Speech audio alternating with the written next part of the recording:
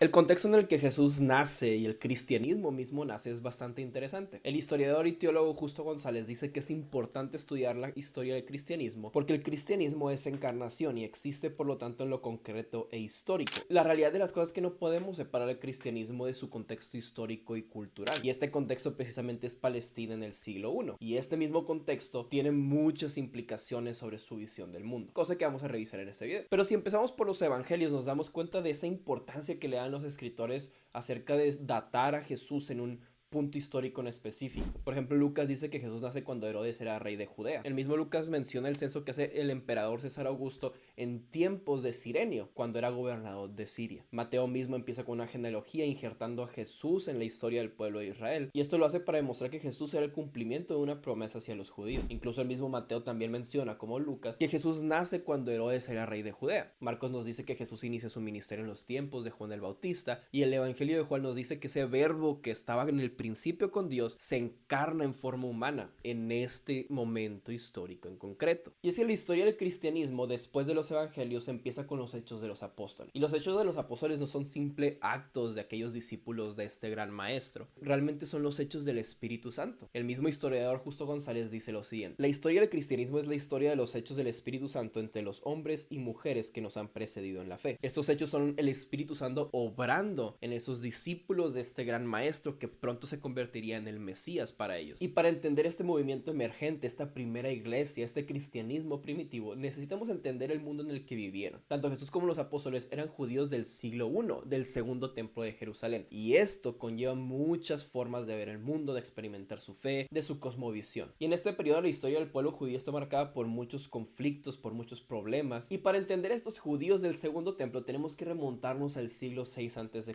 Y es que en el 538 a.C. el emperador persa Ciro les dice a los judíos que pueden regresar a Jerusalén a reconstruir el templo que había sido destruido en el 586 a.C. por Nabucodonosor II, lo que fue el exilio en Babilonia. Para el año 516 a.C. el templo ya estaba completado. Los judíos gozaban de cierta autonomía e independencia, aunque rendían cuentas al imperio persa de forma administrativa, pero podían practicar su religión. Pero todo cambia en el 332 a.C.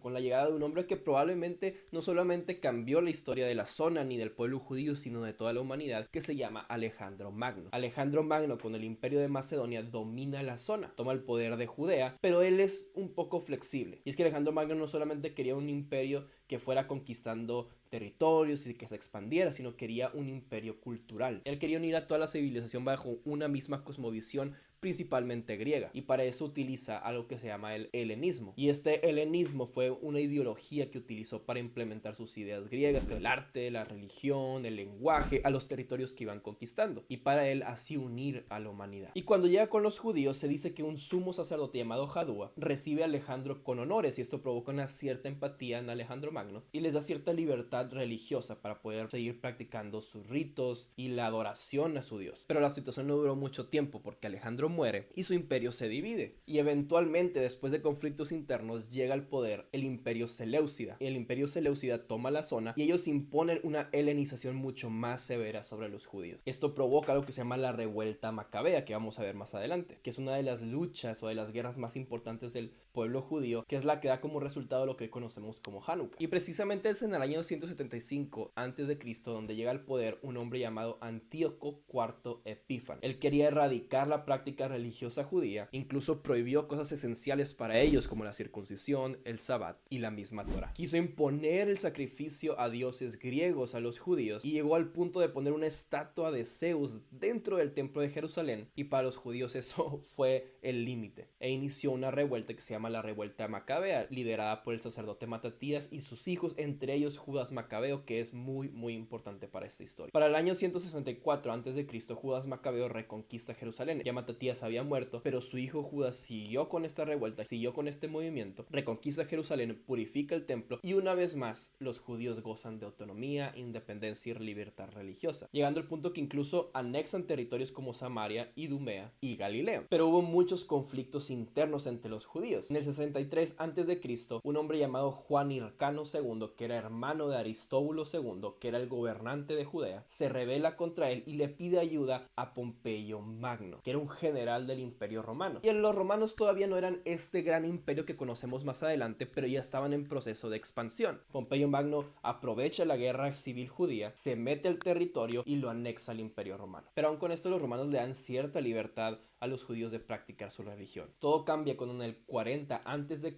Roma impone un gobernante sobre ellos llamado Herodes el Grande. A Herodes el Grande se le denominó como el rey de los judíos y había muchas divisiones entre si aceptaban o no aceptaban a Herodes. Pero Herodes rendía cuentas a Roma, era un rey vasallo. Y durante el gobierno de Herodes se produjeron muchas construcciones importantes como la expansión del templo de Jerusalén, pero también había movimientos judíos que se oponían a Herodes a tal punto que cuando Jesús era niño, los judíos se rebelan contra Arquelao, que es el hijo de Herodes, y esto provoca una represión terrible sobre los judíos, una represión brutal que da como resultado la destrucción de una ciudad llamada Séforis, estaba en Galilea, cerca de Nazaret, y la crucifixión de 2000 judíos. En este ambiente tan hostil y complicado surgen diferentes movimientos del judaísmo, por ejemplo los fariseos, los saduceos, los esenios y los celotes. Cada uno de estos movimientos era una respuesta a la ocupación romana de cómo vamos a experimentar nuestra fe, nuestra devoción a nuestro Dios, cómo vamos a vivir la ley, cómo vamos a vivir la tradición. Estos movimientos eran una respuesta ante eso, diferían en formas. Por ejemplo, muchas veces juzgamos a los fariseos de legalistas, pero la realidad es que este legalismo y estas leyes estrictas permitían que el pueblo siguiera unido bajo una misma visión. Incluso eran llamados el partido del pueblo,